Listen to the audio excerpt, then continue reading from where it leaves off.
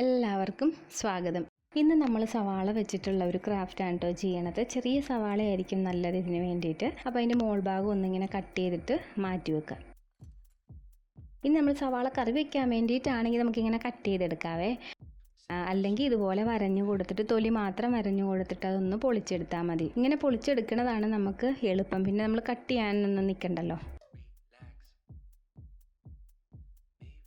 ഇതുപോലെ നമ്മൾ ആവശ്യത്തിനുള്ള സവാളയുടെ തൊലിയൊക്കെ പൊളിച്ച് എടുത്തിട്ടുണ്ട്. അപ്പോൾ വലുതായിട്ട് പൊളിച്ചെടുത്ത ഭാഗം നമ്മുടെ ആവശ്യത്തിനൊന്ന് കത്രികയും വെച്ചിട്ട് കട്ട് ചെയ്ത് കൊടുക്കുക. നമ്മൾ ഇതുപോലത്തെ ചെറിയൊരു പേപ്പറിൻ്റെ കഷ്ണം എടുത്തിട്ടുണ്ട്. പിന്നെ നല്ല കട്ടിയുള്ള പശയും വേണം. നമ്മൾ ആ ഉള്ളിയുടെ ഒരു പീസ് എടുത്ത് ഒരു സൈഡിൽ കുറച്ച് പശ തേച്ചിട്ട് ഈ ചെറിയ കഷ്ണം പേപ്പറിലേക്ക് ഒട്ടിച്ചു കൊടുക്കുക. ഇതേപോലെ ഒരു ലെയർ ഒട്ടിച്ചു. ഇതിൻ്റെ മുകളിലേക്ക് വേറൊരു ലെയറും കൂടി ഞാൻ ഒട്ടിക്കുന്നുണ്ടെങ്കിൽ നമുക്ക് 2-3 ലെയർ ഒട്ടിച്ചെടുക്കാം കേട്ടോ. ലാസ്റ്റ് നമ്മൾ ആ ഉള്ളിയുടെ വേരിൻ്റെ ഭാഗം കട്ട് ചെയ്ത് വെച്ചിട്ടുണ്ടായിരുന്നല്ലോ, അതും കൂടി ഒട്ടിച്ചു കൊടുത്തു.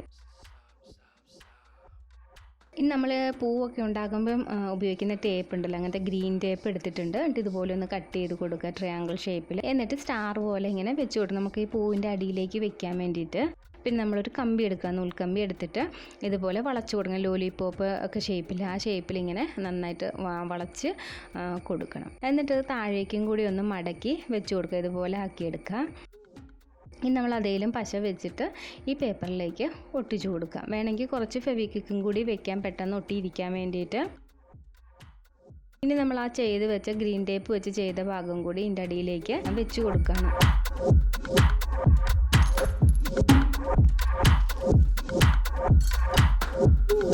ഇതിന് പകരമായിട്ട് നമ്മൾ ഇങ്ങനത്തെ പേപ്പർ എടുത്തിട്ട് പേപ്പർ ഇതുപോലെ കട്ട് ചെയ്തിട്ട് വെച്ചാലും മതിയേ. അപ്പോൾ പേപ്പർ ഇങ്ങനെ കട്ട് ചെയ്തെടുത്തിട്ട് അതിൻ്റെ നടുഭാഗത്തേക്കൊന്ന് വിടിപ്പിച്ച് കൊടുക്കണം. എന്നിട്ട് 2 ഇതളും കൂടി ഒരുമിച്ച് ഒട്ടിച്ചു കൊടുക്കണം. ഒട്ടിച്ചു കൊടുത്തിട്ട് ഇതേപോലെ നമുക്ക് കയറ്റി വെച്ചാൽ മതി. ഇനി ലാസ്റ്റ് നമ്മൾ അതേ ടേപ്പ് തന്നെ ആ കമ്പിയിൽ ഫുള്ള് ചുറ്റിയെടുക്കുകയാണ്.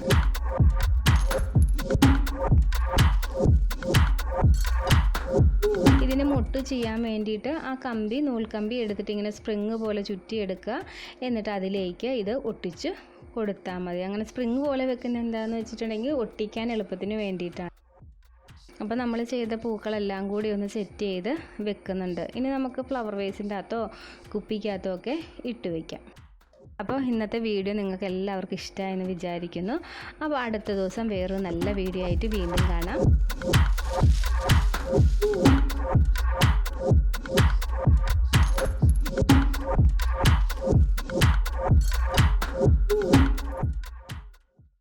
Thanks for watching.